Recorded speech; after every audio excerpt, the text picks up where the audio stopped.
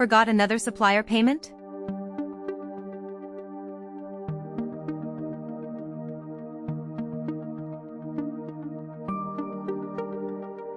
This is a purchasing tracker.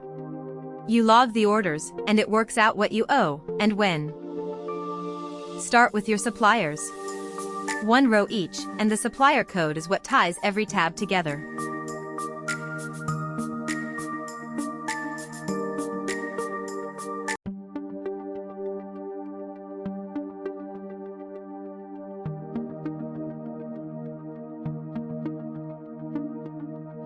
The column that matters most is payment terms.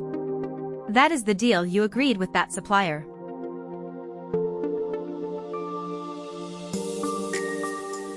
Log every order on this tab. Pick the supplier code, and the name fills itself in.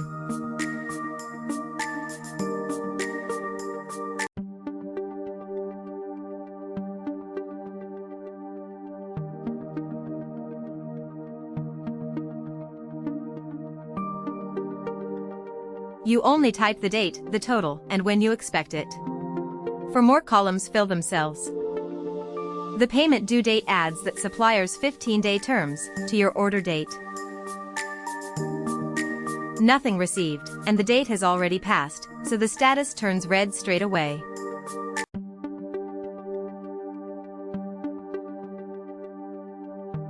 Now the Payables tab.